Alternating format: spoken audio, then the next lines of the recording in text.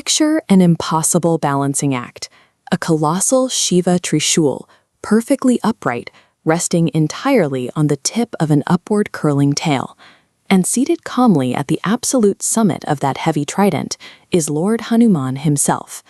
At first glance, this vision by artist Pankaj Kumar Dhiman looks like a physical paradox, but it is actually an intricate, deeply structured code. We don't need a telescope or a particle accelerator to map the mechanics of time and consciousness. We only need to deconstruct this single painting, piece by piece. The logic starts with the foundation. The Trishul here represents the ultimate equilibrium of three timelines: the past, the present, and the future. The crushing weight of those timelines is not supported by the laws of physics. It is entirely held up by the upward force of pure devotion, anchored by Hanuman's tail. Zooming out to a universal scale, physical reality is built on 5 foundational elements, or Mahabhutas: earth, water, fire, air, and space. But on their own, these elements are completely inert, dead and motionless. To animate that physical universe, a divine spark is required. A sixth consciousness must step in. On this canvas, that sixth consciousness manifests as 6 beating dhamadus, attached directly to the Trishul.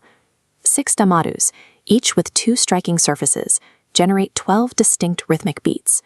These 12 beats map directly onto the 12 months, 12 zodiac signs, and 12 clock hours. This mathematical rhythm acts as the literal heartbeat of Mahakal, time itself, driving the massive machinery of existence continuously forward. As those 12 beats strike, they release their stored kinetic energy outward into the dark void of space, generating an entirely new frequency. This cosmic release produces a 7th note in the universal music. Visually, this is the sudden, explosive blooming of biological life on Earth. This 7th note acts as a master frequency. It pulls the other divine vibrations into alignment: the melodic love of the flute, the structured knowledge of the veena, and raw truth of the tongue. When these frequencies find their harmony, they settle into the ultimate cosmic vibration: Satyam, Shivam, Sundaram, truth, godliness, and beauty. If we trace that vibration all the way up to the highest point of the Trishul, we find the final macro element of the painting, the awakening of Ardha Narishvara. Ardha Narishvara is the necessary, perfect union of cosmic opposites. It is Shiva and Shakti, male and female, physical nature fused seamlessly with pure consciousness. This union plays out through the color theory of the cosmos itself. 3 primary colors intersect with the 3 timelines of the Trishul, mixing and blending to literally paint this glowing, unified figure into existence. The chaotic, mathematical machinery of the universe resolves into a perfectly balanced, multicolored symphony of male and female energies operating entirely as one. We can now pull back from the vastness of that cosmos and refocus on the single anchor holding it all together: Hanuman. There is a climactic, visceral moment in his mythology where Hanuman physically tears open his own chest. Inside his heart, the familiar forms of Ram and Sita give way to the entire cosmic dance we just built: the timelines, the 12 beats, and the Trishul itself. Controlling this massive blueprint, this math of time and elements, requires a specific moral anchor. History warns us through Ravana, who mastered the same intellect and power, but allowed ego to corrupt the machine, ultimately collapsing his entire lineage. True stability within this cosmic engine comes from the opposite approach. Surrender and devotion, as seen in Vibhishana and Hanuman, transform the wielder into an instrument for universal welfare, or Sarve Bhavantu Sukhina.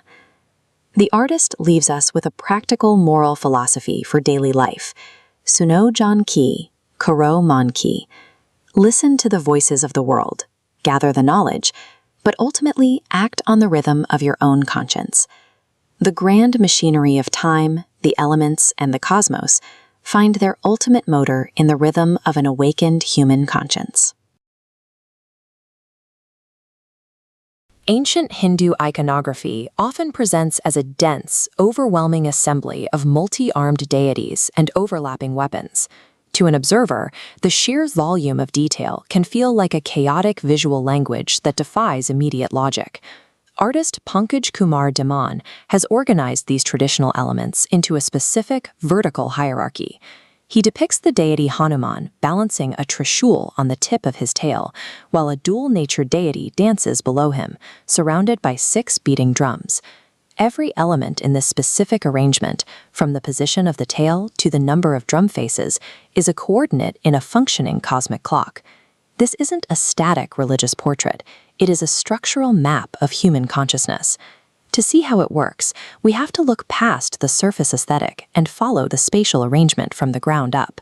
By treating the canvas as a mechanical blueprint, we can see how the artist uses ancient symbols to illustrate the laws of time and biology.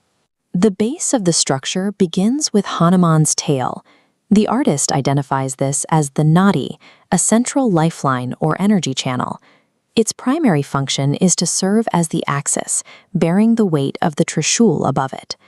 This diagram isolates the 3 prongs of the weapon to show what they represent, the 3 primary colors that combine to create all visual matter. Mathematically, these 3 points also correspond to the 3 dimensions of human time: the past, the present, and the future.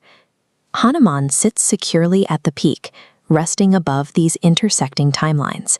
He is positioned as the anchor for the very forces that define our physical reality. This placement illustrates a core philosophical claim that focused devotion and conscious action exist above the timeline.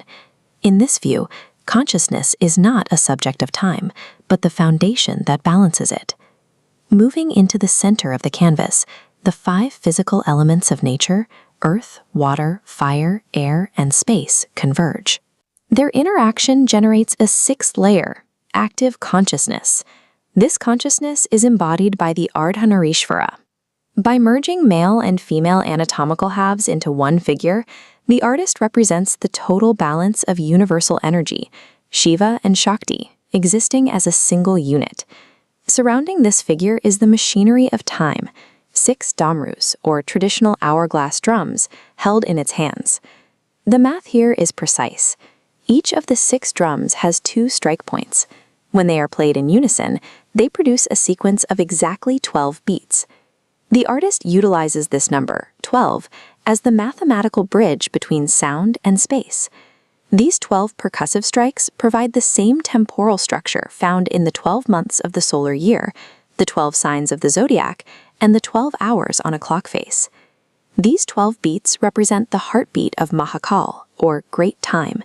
It is the rhythmic engine that continuously drives all physical existence forward. When the 5 elements of nature and the 6th layer of consciousness harmonize, they produce a final 7th note. This is the symphony of life, a layering of percussive rhythm, the melody of the flute, the knowledge of the veena, and the truth of the vocal chant. But the painting then shifts its focus from the massive scale of the universe to the microcosm of the individual. It directs us to the image of Hanuman tearing open his own chest. Inside his heart, we see the figures of Rama and Sita. Their presence here suggests that the ultimate center of the universe isn't a mathematical coordinate, but a state of inclusive love. This philosophy is reflected in the history of Rama himself. While he used his strength to dismantle the ego of the tyrant Ravana, he immediately offered sanctuary to Ravana's brother, Vibhishan. It is a lesson in power, that strength is meant to destroy arrogance, not the people who seek truth. The artist distills this structure into a practical human directive, Suno Janki, Karo Manki. It means to gather knowledge by listening to the world, but to act only through the wisdom of your own synthesized conscience. When an individual aligns their internal conscience with the rhythm of this cosmic clock, they reach the final goal of the philosophy, Sarve Bhavantu Sukhina, the state where all beings may exist in harmony.